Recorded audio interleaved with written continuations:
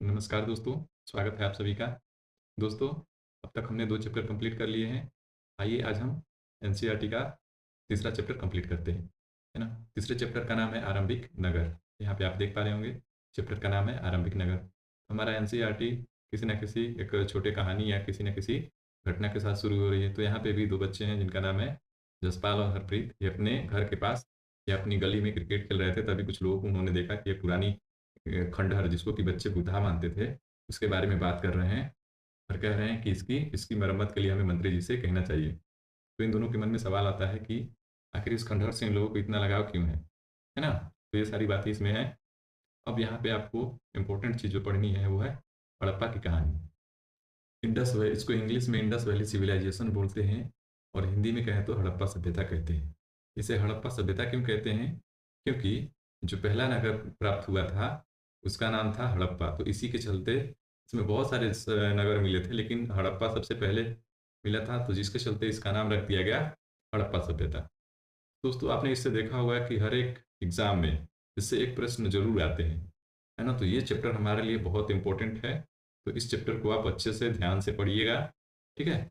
और जो भी इम्पोर्टेंट पॉइंट्स होंगे हम उनको नोट करते चलेंगे, आपको बताते चलेंगे कि इन पॉइंट्स को आप ज़रूर से अपने नोटबुक में नोट करते चलिएगा। तो आइए इसको हम पढ़ते हैं। कह रहा है कि अक्सर पुरानी इमारत अपनी कहानी बताती हैं, है ना? जो भी पुरानी चीज़ें हैं, उनकी कोई ना कोई कहानी होती है, तो अक्सर पुरानी इमारत अपनी कहानी बताती है। लगभग 150 साल पहले जब पंजाब में पहली बार रेलवे लाइनें बिछाई जा रही थी, तो इस काम में जुटे इंजीनियरों को अचानक हड़प्पा पुरा स्थल मिला, है ना? तो जब पंजाब में रेलवे लाइनें बिछाई जा रही थी, तो उस काम में लगे इंजीनियरों को हड़प्पा पुरा स्थल मिला, जो कहाँ पे है? जो आधुनिक पाकिस्तान में है ना? जो कहाँ पे है? आधुनिक पाकिस्तान में है। उन्होंने सोचा कि ये एक ऐसा खंडर है, जहाँ से अच्छी ईंटें मिलेंगी। यह सोचकर वे हड़प्पा के खंडहरों से हजारों ईंटें उखाड़ ले गए, है ना दोस्तों? तो उस समय इस सभ्यता के बारे में खोज नहीं हुई थी, बस उन्हें एक पुरास्थल मिला था। तो उन्होंने सोचा कि यहाँ से अच्छी ईंटें मिलेंगी और उन्होंने हजारों ईंटें वहाँ से उखाड़ लिए, जिससे उन्होंने रेलवे लाइनें बिछाई। इससे क्या हुआ कि इससे कई इमारतें पूरी तरह नष्ट हो गई, है ना? अब आगे क्या कह रहा है इसमें, देखते हैं। आगे कह रहा है कि उसके बाद लगभग 80 साल पहले पुरातत्वविदों ने इस स्थल को ढूंढा और तब पता चला कि यह खंडहर उपमहाद्वीप के सबसे पुराने शहरों में से एक है ना? तो इसकी जब एक्चुअल जो खोज हुई पुरातत्वविदों के द्वारा, या यूँ कहें तो आर्कियोलॉजिस्ट के द्वारा, वो लगभग 80 साल पहले हुई और तब इसका महत्व पता चला कि ये तो सबसे पुराने शहरों में से एक है। इस उपमहाद्वीप के जो सबसे पुराने शहर हैं, उनमें से ये एक है। चूँकि इस नगर की खोज सबसे पहले हुई थी, इसलिए बाद में मिलने वाले इस तरह के सभी पुरास्थलों में जो इमारतें और चीज़ें मिली, उन्हें हड़प्पा सभ्यता की इमारतें कहा गया। है ना दोस्तों? तो ये हमने शुरुआत में ही बात किया था। अब आगे देखते हैं। इन शहरों का निर्माण लगभग 4700 साल पहले हुआ था। तो ये कितनी पुरानी है? 4700 साल पुराने हैं, है ना? तो इस चीज़ को आप ध्यान रखिएगा कि हड़प्पा सभ्यता कितना पुराना है? लगभग 4700 साल पुराना है। इसकी खोज कब हुई थी? लगभग 80 साल पहले हुई थी। ठीक है? तो ये कुछ इंपॉर्टेंट पॉइंट थे, हमने यहाँ पे बात की। अब आगे देखते हैं इसको। आगे इस चैप्टर में और क्या दिया हुआ है, इसके बारे में हम बातें करते हैं। अब यहाँ पे आप देख रहे होंगे कि कह रहा है कि थोड़ा-सा हम इसको ऊपर कर लेते हैं। हाँ, यहाँ पे आप देख रहे होंगे कि कह रहा है कि नगरों की विशेषता क्या थी, ठीक ना? ये जो क्वेश्चन दिया हुआ है, ये आपके लिए हम छोड़ देते हैं। हम इम्पोर्टेंट पॉइंट पे आते हैं। कह रहा है कि नगरों की क्या विशेषता थी? जो हड़प्पा सभ्यता की नगरें थीं, उनकी क्या विशेषताएँ थी, इसको हमें देखना है। अब यहाँ पे कह रहा है कि इन नगरों में से कई 2 या इससे अधिक हिस्सों में विभाजित थी। तो जो ये हड़प्पा सभ्यता की नगरें थी, इनमें से कई जो थी वो 2 या उससे अधिक हिस्सों में विभाजित थी। प्रायः पश्चिमी भाग छोटा होता था, लेकिन ऊँचाई पर बना था, है ना? तो 2 भागों में विभाजित था, पश्चिमी और पूर्वी। तो जो पश्चिमी भाग होता था वो छोटा होता था, लेकिन ऊँचाई पर बना होता था, और पूर्वी भाग या पूर्वी हिस्सा बड़ा था, लेकिन वह निचले इलाके में बना था। ऊंचाई वाले भाग को पुरातत्वविदों ने नगर दूर कहा और निचले हिस्से को निचला नगर कहा, है ना? तो जो पूर्वी और पश्चिमी भाग में विभाजित था, जो पश्चिमी भाग होता था वो छोटा होता था लेकिन ऊंचाई पर बना था, और पूर्वी हिस्सा जो था वो बड़ा था लेकिन निचले इलाके में था। ऊंचाई वाले भागों को पुरातत्वविदों ने नगर दुर्ग कहा, और जो निचले हिस्से थे उनको निचला नगर कहा। दोनों हिस्सों की चार दीवारियों की पक्की ईंटों की दोनों हिस्सों की चार दीवारियां पक्की ईंटों की बनाई जाती थी। इनकी ईंटों की इतनी अच्छी, कह रहा है इसमें कि इसकी ईंटें इतनी अच्छी तरह पकी थी कि हजारों साल बाद आज तक इनकी दीवारें खड़ी रही, है ना। तो अब यहाँ पे ईंटों की क्वालिटी की कह रहा है कि इतने अच्छे पक्के ईंटें थे कि वो हजारों साल बाद आज तक उनके दीवार खड़े हैं। दीवार बनाने के लिए ईंटों की चिनाई इस तरह करते थे जिससे कि दीवारें खूब मजबूत बने, है ना। उनकी चिनाई किस तरीके से होती थी कि उनकी मजबूती बनी रहे। अब यहाँ पे आप देख रहे हैं, फिगर देखेंगे हम, थोड़ा सा उसके ऊपर पढ़ लेते हैं, है ना। ये कह रहा है कि ये नगर जो हड़प्पा सभ्यता की नगरें थी उनके बारे में, ये नगर कहाँ कहाँ पे मिले हमें? आधुनिक पाकिस्तान के पंजाब और सिंध प्रांतों, और भारत की बात की जाए तो भारत के गुजरात, राजस्थान, हरियाणा और पंजाब प्रांतों से मिले हैं। इन सभी पुरास्थलों से पुरातत्वविदों को अनेकों अनोखी वस्तुएं मिली हैं, जैसे मिट्टी के लाल बर्तन जिन पर काले रंग के चित्र बने थे, पत्थर के बाट, मुहरें, मनके, तांबे के उपकरण तथा परत पत्थर के लंबे ब्लेड आदि। तो इन सारी चीज़ों को हम इस चैप्टर में भी देखेंगे, है ना। आइए आगे देखते हैं। इस मैप को हम देख लेते हैं। यहाँ पे मैप एक दिया हुआ है, यहाँ पे आप देख पा रहे हैं, मानचित्र 3 है, उपमहाद्वीप के आरंभिक नगर, है ना। तो यहाँ पे आप देखेंगे सिंधु घाटी सभ्यता, और इसको हड़प्पा सभ्यता भी बोलते हैं। तो यहाँ पे देखिए, यहाँ पे कह रहा है कि रावी नदी है, और इस हमने पहले के चैप्टर में पढ़ा है कि जो आरंभिक मानव थे या जो अकेटक शिकारी थे, ये लोग ऐसे जगहों पे बसना पसंद करते थे जो कि नदियों के किनारे होते थे। तो यहाँ पे देख रहे हैं कि ये सिंधु घाटी सभ्यता जो थी वो भी, या हड़प्पा जो सभ्यता थी वो भी इन नदियों के किनारे ही बसी थी। सिंधु की सहायक नदियाँ हों या सिंधु नदी हो, तो इन नदियों के आसपास ही हमें आरंभिक नगर मिलते हैं। यहाँ पे हमें कुछ देखने को मिल रहा है आरंभिक नगर, उनको देख लेते हैं। तो यहाँ पे रावी नदी के पास आप देख सकते हैं हड़प्पा, सिंधु नदी के पास आप देख सकते हैं मोंजुदारो, और वहीं चान्हुदारो और कावेरी वाला। यहाँ पे आप देख सकते हैं राखीगढ़ी, कालीबंगा, धौलावीरा, तुर्कोतदा, और यहाँ पे आप देख सकते हैं लोथल। तो ये तमाम जो नगरें हैं वो नदियों के आसपास ही विकसित हुए हैं, है ना। अब आइए इसको आगे देखते हैं। कुछ नगरों के नगर दुर्ग में कुछ खास इमारतें बनाई गई थी, है ना। कुछ नगर दुर्ग जो थे उनमें कुछ खास इमारतें बनाई गई थी। मिसाल के तौर पर मोहनजोदाड़ो में खास तालाब बनाया गया था, है ना। मोहनजोदाड़ो में अगर देखें तो खास तालाब बनाया गया था जिसे पुरातत्वविदों ने महान स्नानागार कहा है। तो आपसे पूछा जाता है कई बार एग्जाम में कि जो महान स्नानागार था वो किस नगर में मिला था हमें, तो क्या बताएंगे? मोहनजोदाड़ो में हमें महान स्नानागार मिला था, है ना। अब आगे कह रहा है कि इस तालाब को बनाने में ईंट और प्लास्टर का इस्तेमाल किया गया था। ये तालाब किस तरीके से बनाया गया था? ईंट और प्लास्टर प्लास्टर के इस्तेमाल से। इसमें पानी का रिसाव रोकने के लिए प्लास्टर के ऊपर चारकोल की परत चढ़ाई गई थी, ठीक है। तो यहाँ पे आप देख रहे हैं कि पानी का जो रिसाव, जो ये तालाब था उससे पानी का रिसाव ना हो उसके लिए प्लास्टर के ऊपर चारकोल की परत चढ़ाई गई थी। और आगे देखते हैं इसमें किस तरीके का और इसमें बनावट था। तो कह रहा है कि इस सरोवर में दो तरफ से उतरने के लिए सीढ़ियां बनाई गई थी, और चारों ओर कमरे बनाए गए थे। इसमें भरने के लिए पानी कुएं से निकाला जाता था, उपयोग के बाद इसे खाली कर दिया जाता था, है ना। शायद यहाँ विशिष्ट नागरिक विशेष अवसरों पर स्नान किया करते थे। तो ये सारी चीज़ें हमने देखा। कहाँ से मिल रहा था हमें ये सारी, ये जो महान स्नानागार है वो कहाँ पे प्रेजेंट था? तो मोहनजोदाड़ो। और मोहनजोदाड़ो को देखे तो किस नदी के तट पे स्थित था? तो सिंधु नदी। तो ये दो पॉइंट जरूर याद रखिएगा कि मोहनजोदाड़ो किस नदी के तट पे था। कई दफ़ा पूछा जा चुका है, सिंधु नदी। और जो महान स्नानागार था वो किस नगर में मिला था? तो मोहनजोदाड़ो, ठीक है ना। बाकी आगे देखते हैं इसमें और क्या इंपॉर्टेंट है। कह रहा है कि कालीबंगा और लोथल जैसे अन्य नगरों में, यहाँ पे कालीबंगा और लोथल की बात करें, कालीबंगा और लोथल जैसे अन्य नगरों में अग्निकुंड मिले हैं, है ना। तो अग्निकुंड कहाँ पे मिले हैं? कालीबंगा और लोथल में, जहाँ संभवतः यज्ञ यज्ञ किए जाते होंगे।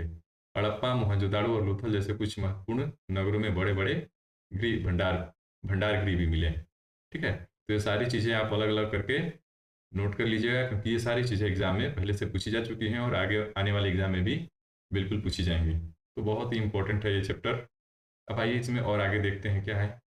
यहाँ पे वो महान स्नानागार आप देख सकते हैं जो कि मोहनजोदाड़ो में मिला था, है ना।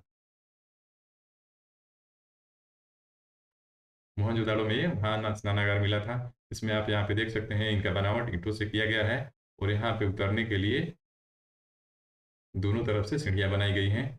और आप और कुछ भी इसमें देख सकते हैं कि ये कितने बड़े हैं, है ना। उस समय के टाइम में इतने बड़े स्नानागार बनाए गए थे, तो अपने आप में एक मास्टरपीस है। ठीक है। अब और देखते हैं, मोहनजोदाड़ो से अगर पूछे तो मोहनजोदाड़ो किस नदी के तट पे स्थित था? सिंधु नदी। इस चीज़ को भी आप बखूबी याद रखिएगा, क्योंकि कई दफ़ा एग्जाम में पूछा गया है। अब और आगे इसको देखते हैं। आपने महान स्नानागार देख लिया जो कि मोहनजोदाड़ो में स्थित था। यहाँ पे कह रहा है कि भवन, नाले और सड़कें, है ना। हड़प्पा नगर के, हड़प्पा सभ्यता के भवन, नाले और सड़कें कैसी थी, उसके बारे में हम थोड़ा सा पढ़ लेते हैं। कह रहा है कि नगरों के घर आमतौर पर एक या दो मंजिला होते थे। तब के घर भी एक या दो मंजिला होते थे। घर के आंगन के चारों तरफ, चारों ओर कमरे बनाए जाते थे। अधिकांश घरों में एक अलग स्नान घर होता था और कुछ घरों में कुएं भी होते थे, है ना। तो आपने देखा कि जो नगरों के घर थे आमतौर पर एक या दो मंजिले होते थे।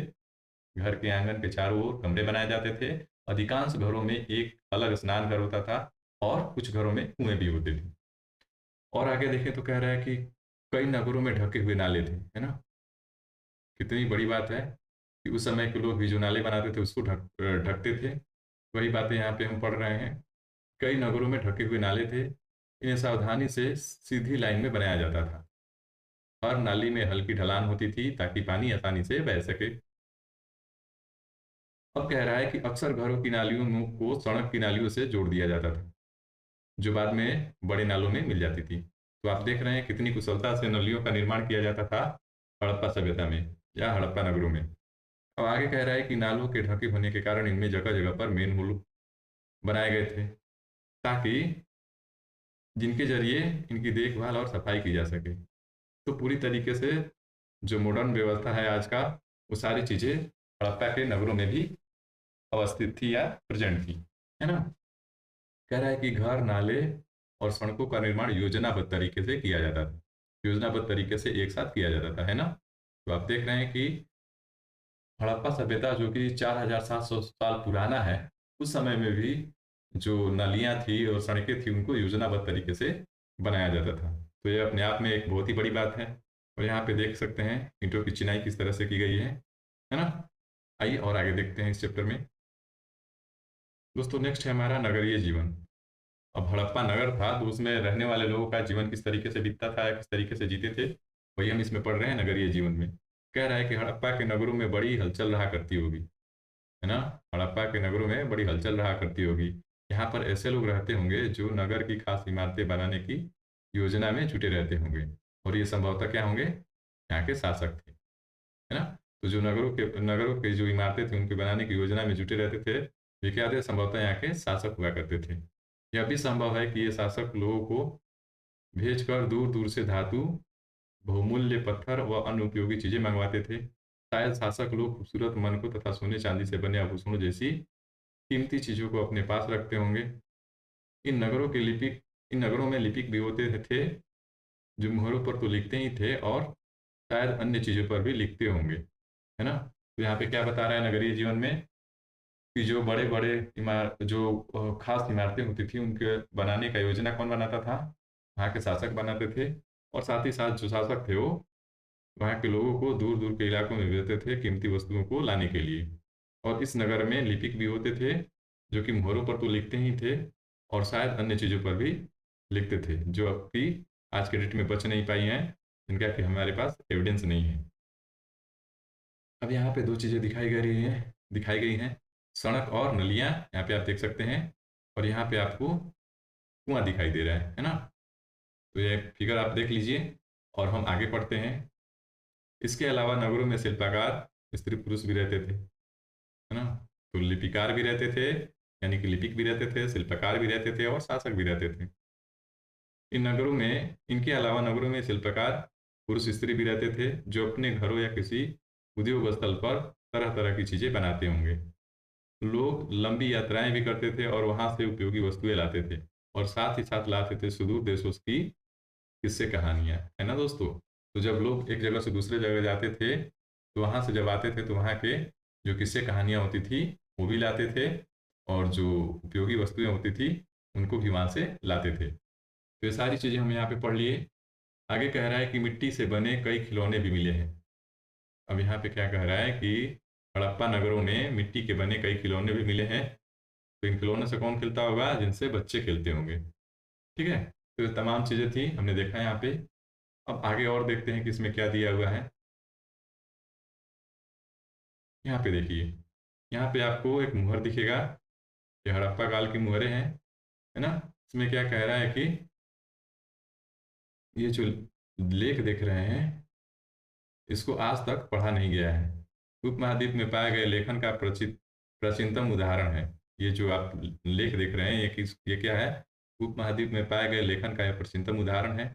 विद्वानों ने इसे पढ़ने की कोशिश की है, लेकिन अभी तक यह पता नहीं चल पाया है कि इसका अर्थ क्या है ना दोस्तों। तो ये एक हड़प्पा काल की या हड़प्पा नगरों की एक मुहर है जो इस तरीके से थी, और यहाँ पे जो कुछ लिखा हुआ है इसे हम आज तक पढ़ नहीं पाए हैं, है ना। और इस फिगर में आप देख रहे हैं जो कुछ मिट्टी के खिलौने हैं ये भी हमें हड़प्पा के नगरों से मिले हैं, है ना।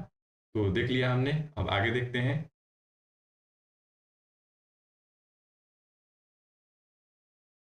है ना, आगे का टॉपिक है नगर और नए शिल्प। तो यहाँ पे कह रहा है कि आओ अब कुछ ऐसी चीज़ों के बारे में अध्ययन करें जो हड़प्पा के नगरों से प्राप्त हुई हैं।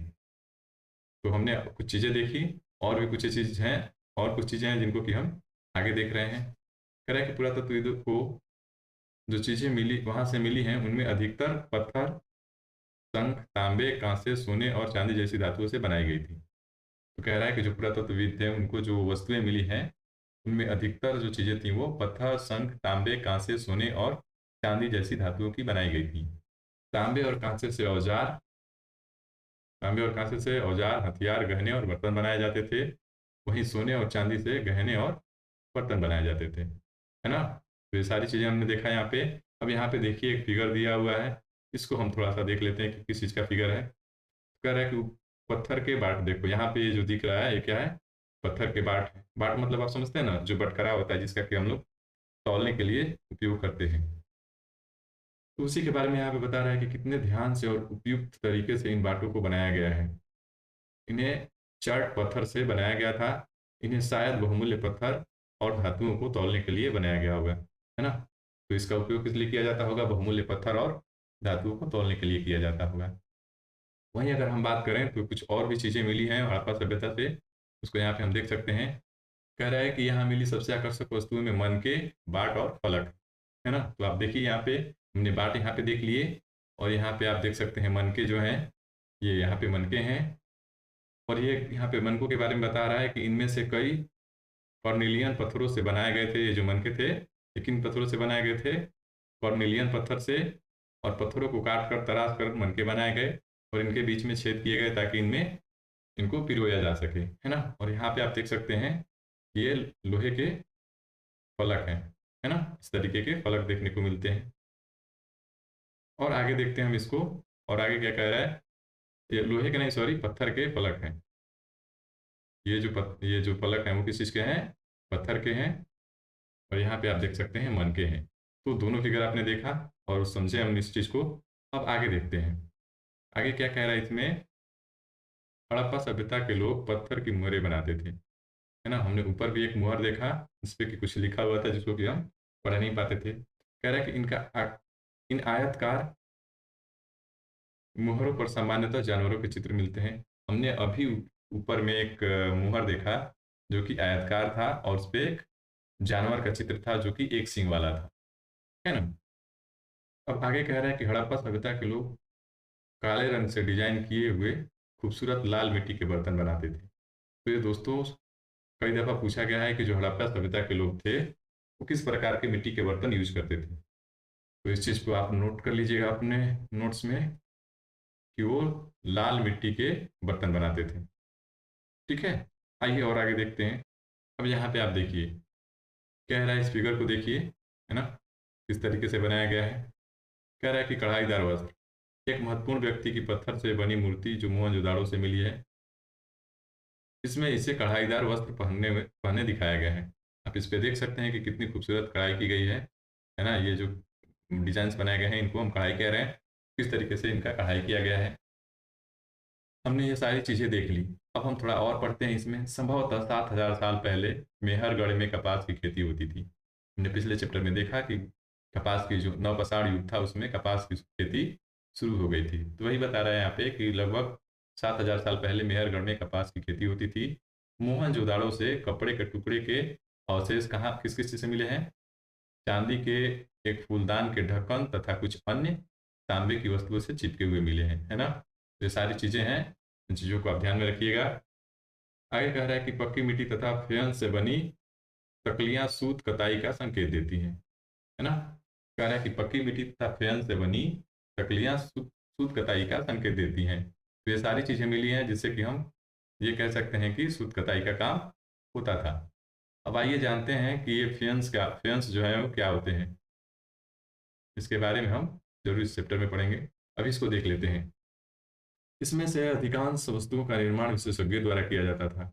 तो जो खास चीज़ें थी हमने अभी देखे, ये आम लोगों की बात नहीं थी। इनको बनाने के लिए विशेषज्ञों की ज़रूरत पड़ती होगी। तो वही कह रहा है कि इनमें से अधिकांश वस्तुओं का निर्माण विशेषज्ञों ने किया था।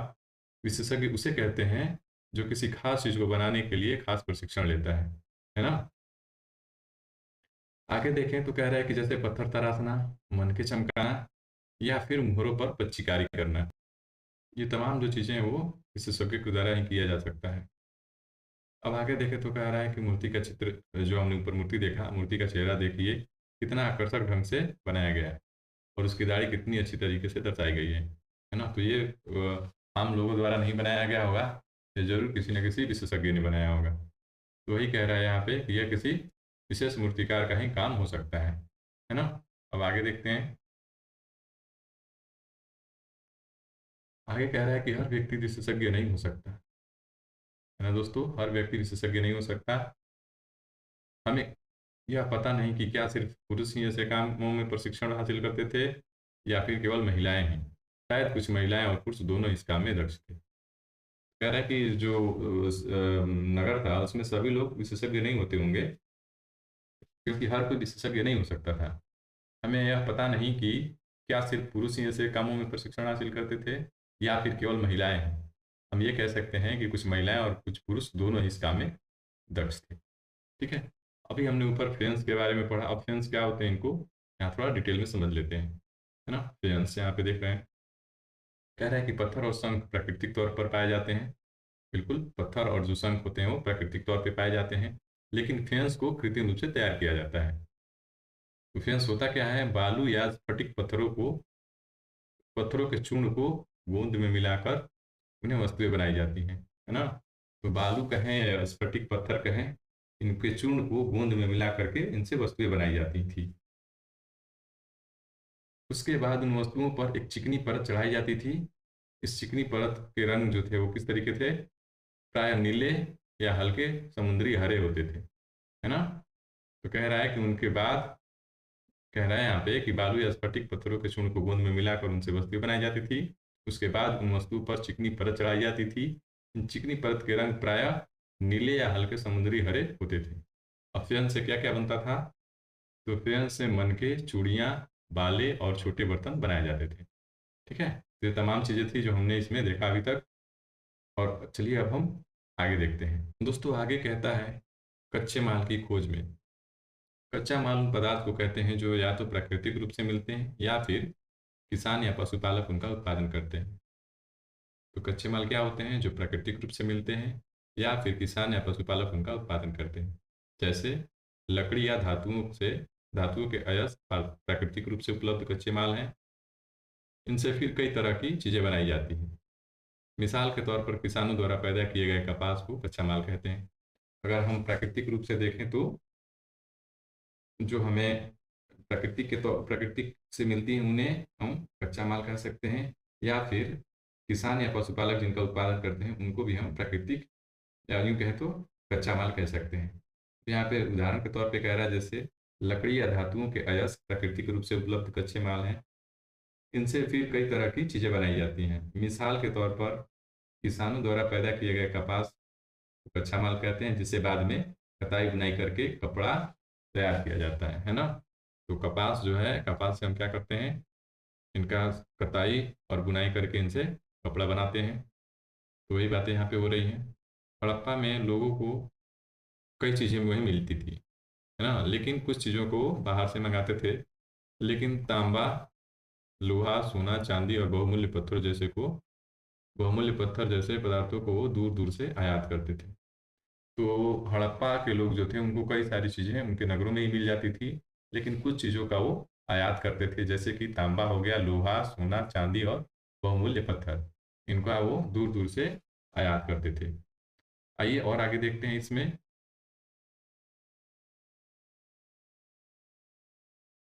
आगे दिया हुआ है हड़प्पा के लोग तांबे का आयात। अब देखिए, हमने अभी ऊपर पढ़ा कि किन किन कुछ चीज़ों को हड़प्पा के लोग आयात करते थे। तो किन किन चीज़ों का आयात करते थे और कहाँ से करते थे, इसको हम यहाँ पे पढ़ लेते हैं। और दोस्तों, इन चीज़ों को आप अलग से नोट डाउन कर लीजिएगा कि किन चीज़ों को कहाँ से आयात किया जाता था, क्योंकि पिछले एग्जामों में इसको कई बार पूछा गया है ना। तो ये बहुत ही इंपॉर्टेंट लाइन है यहाँ से, आप इसको जरूर नोट डाउन करते चलिएगा। आइए देखते हैं। कह रहा है कि हड़प्पा के लोग तांबे का आयात संभवतः कहाँ से करते थे, आज के राजस्थान से करते थे।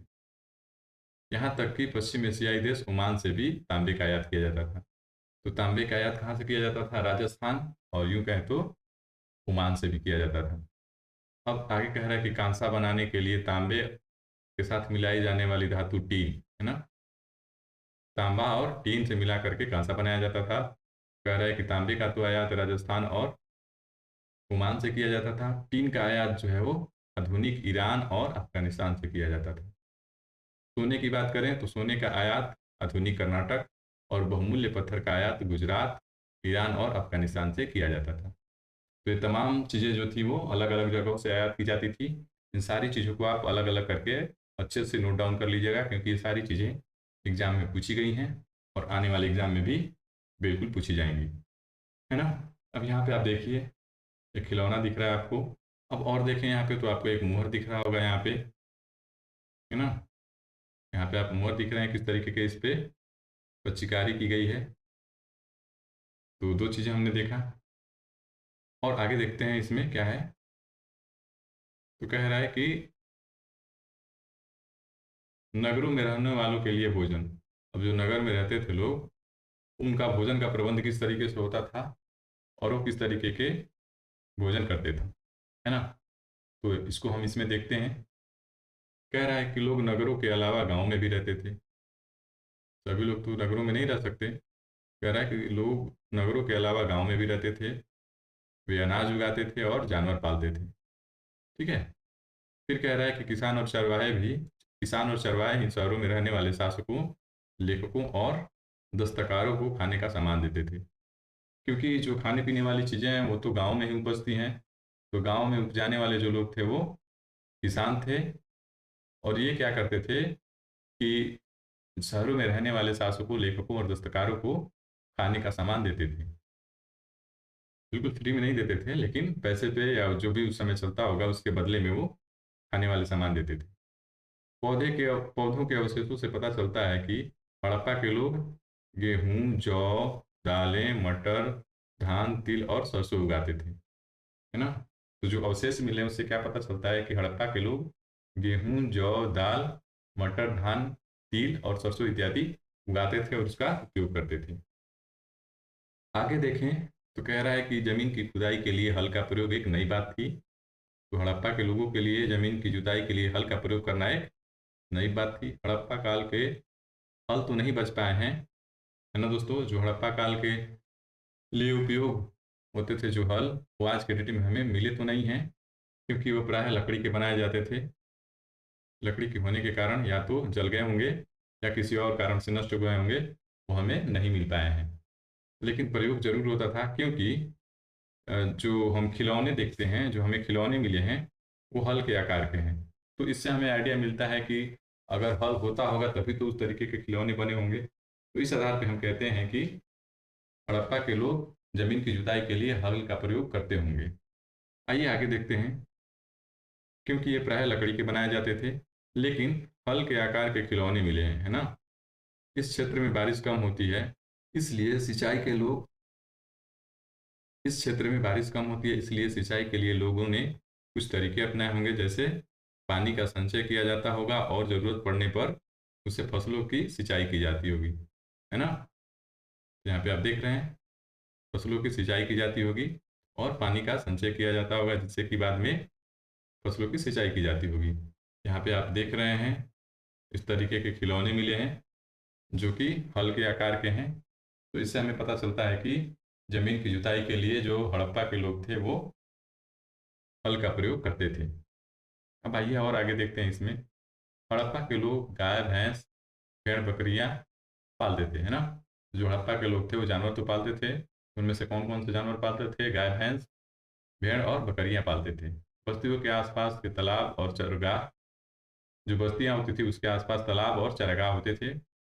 लेकिन सूखे महीनों में मवेशियों के झुंड को चारा पानी की तलाश में उन्हें दूर-दूर तक ले जाया जाता था।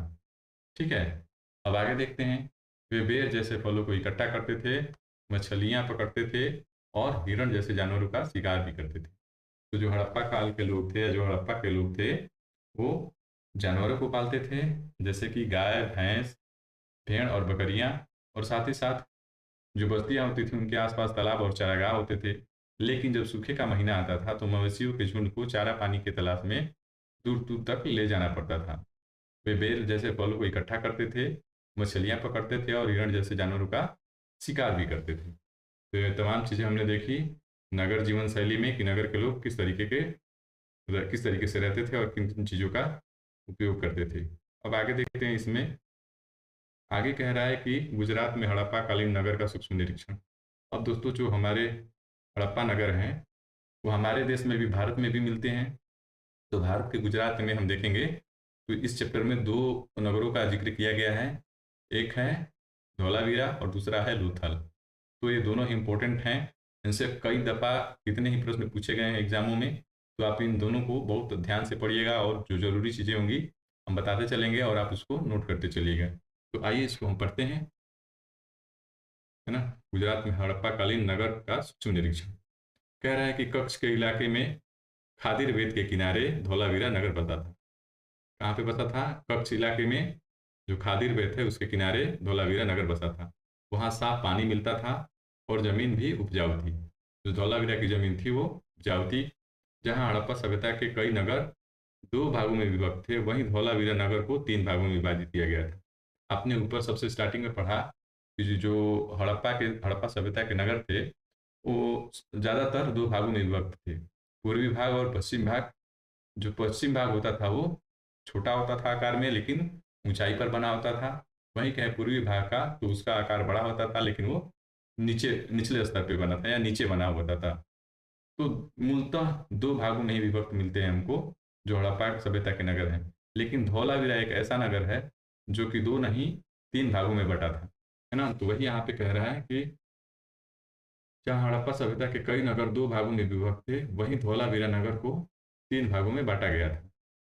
इसके हर एक हिस्से के चारों ओर पत्थर की ऊंची-ऊंची दीवारें बनाई गई थी। इसके अंदर जाने के लिए बड़े-बड़े प्रवेश द्वार थे। इस नगर में एक खुला मैदान था, जहाँ सार्वजनिक कार्यक्रम आयोजित किए जाते थे, है ना। तो ये तमाम चीज़ें थी धौलावीरा की। और भी कुछ चीज़ें हैं जिसको कि हम आगे देखते हैं। आगे में क्या दिया हुआ है दोस्तों? यहाँ पे आगे में मिलता है हमें, यहाँ मिले कुछ अवशेषों में हड़प्पा लिपि के बड़े-बड़े अक्षरों को पत्थरों पे खुदा पाया गया है। अब हड़प्पा लिपि को तो कोई स्टडी आज तक कर नहीं पाया है, लेकिन जो हमें अवशेष मिले हैं, वो हम यहाँ पे बात कर लेते हैं कि यहाँ पे कुछ अवशेषों में हड़प्पा लिपि के बड़े-बड़े अक्षरों को पत्थरों पर खुदा पाया गया है। इन अभिलेखों को संभवतः लकड़ी में जड़ा गया था। जो अभिलेख मिले हैं उनको लकड़ी में जड़ा गया था। यह एक अनोखा अवशेष है क्योंकि आमतौर पर हड़प्पा सभ्यता के लेख मुहर जैसी छोटी वस्तुओं पर पाए जाते हैं, है ना। तो आपने देखा ऊपर मुहर, तो जो हड़प्पा सभ्यता के लेख हैं वो आमतौर पे मुहरों पे ही मिलते हैं हमें। लेकिन यहाँ पे आप देख रहे हैं कि एक अभिलेख मिला जो कि लकड़ी में जकड़ा हुआ था, मतलब लकड़ी से उसको जड़ा गया था। तो ये थोड़ा अलग टाइप का हो गया, है ना। और आइए आगे देखते हैं इसमें क्या दिया हुआ है। अब हम धोलावीरा का पढ़ लिए, दूसरा हम पढ़ते हैं लोथल के बारे में। तो लोथल के बारे में क्या क्या जानकारी यहाँ पे दी हुई है। कह रहा है कि गुजरात की खंबात की खाड़ी में मिलने वाली साबरमती की एक उपनदी के किनारे बसा लोथल नगर ऐसे स्थान पर बसा था जहाँ कीमती पत्थर जैसा कच्चा माल आसानी से मिल जाता था, है ना। कह रहा है कि गुजरात की खंबात की खाड़ी में मिलने वाली साबरमती की एक उपनदी के किनारे बसा लोथल नगर ऐसे स्थान पर बसा था जहाँ कीमती पत्थर जैसा कच्चा माल आसानी से मिल जाता था। यह पत्थरों, शंखों और धातुओं से बनाई गई चीजों का एक महत्वपूर्ण केंद्र था। ठीक है ना। तो ये हम किसके बारे में पढ़ रहे हैं, लोथल के बारे में पढ़ रहे हैं यहाँ पे। इस चीज का आप ध्यान रखिएगा।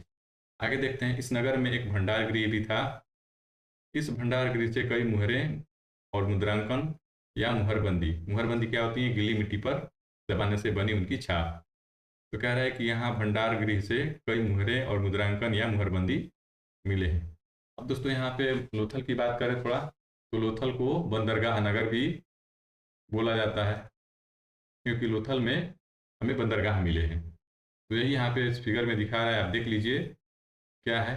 यहाँ पे आप देख रहे हैं ये वाला तालाब, है ना। यहाँ पे आप तालाब देख सकते हैं, और इस तालाब का उपयोग बंदरगाह के तौर पे किया जाता था, है ना। यहाँ पे समुद्री जहाज आते होंगे और उनको उनका सामान यहाँ पे उतारा या चढ़ाया जाता होगा। तो यहाँ पे देखिए लिखा हुआ है लोथल का बंदरगाह।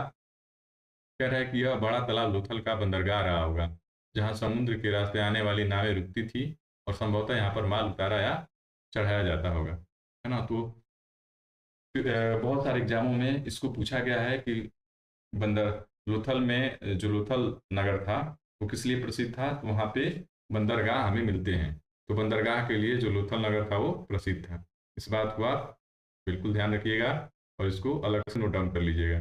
आइए और क्या क्या लोथल में मिलता है हम उसका अध्ययन कर लेते हैं। यहाँ पे कह रहा है कि यहाँ पर एक इमारत मिली है जहाँ संभवतः मनके बनाने का काम होता था।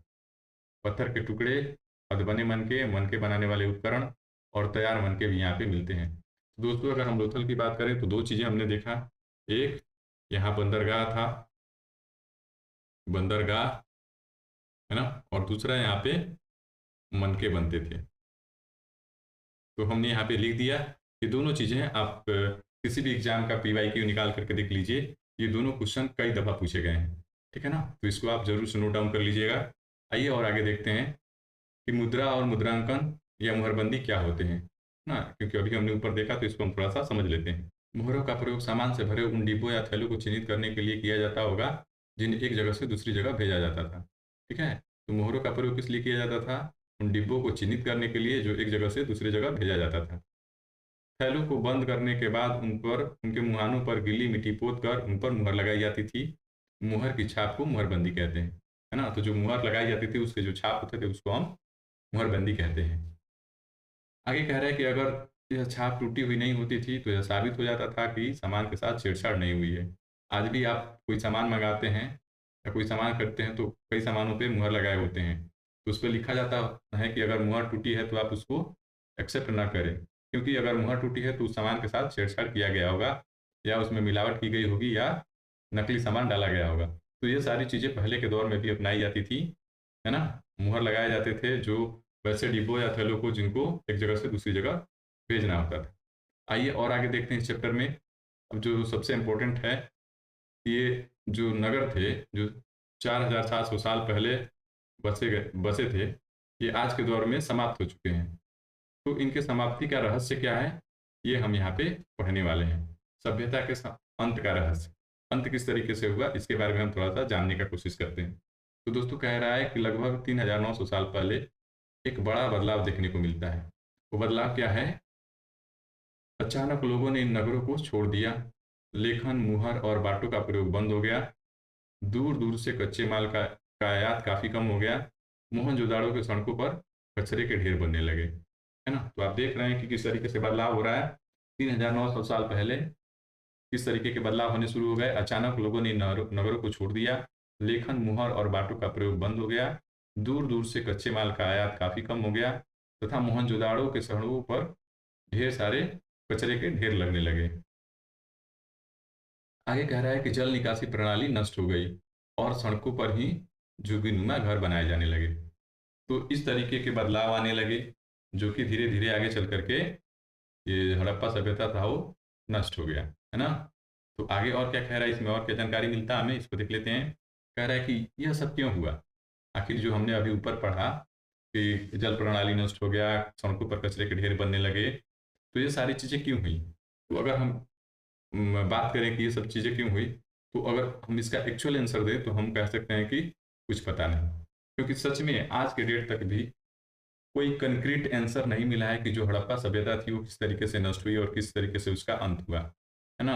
अब हम यहाँ पे यही पढ़ेंगे कि जो कुछ विद्वान थे जिन्होंने इस चीज़ को पढ़ा अच्छे से, उनको उनके जो विचार थे या जो उनके उनके आइडिया हैं, वही हम यहाँ पे पढ़ते हैं और थोड़ा सा जानने की कोशिश करते हैं कि किस तरीके से इस विकसित और समृद्ध जो सभ्यता थी उसकी अंत हुई।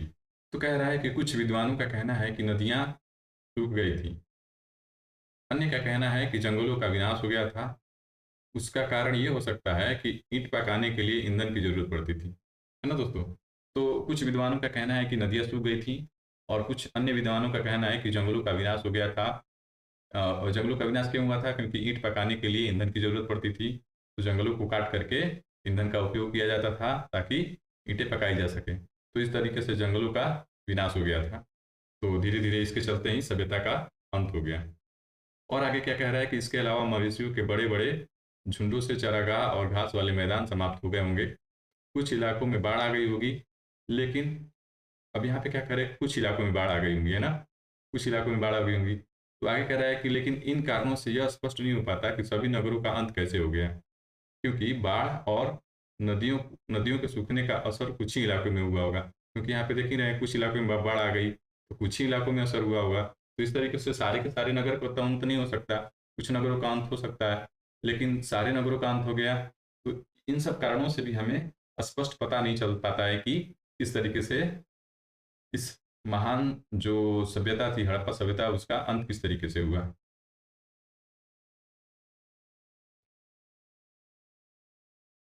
आइए आगे देखते हैं।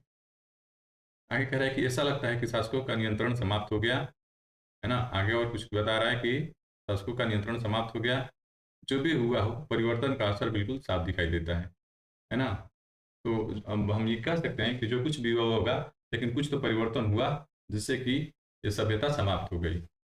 अब आगे कह रहा है कि आधुनिक पाकिस्तान, है ना दोस्तों, आधुनिक पाकिस्तान के सिंध और पंजाब की बस्तियां उजड़ गई थी।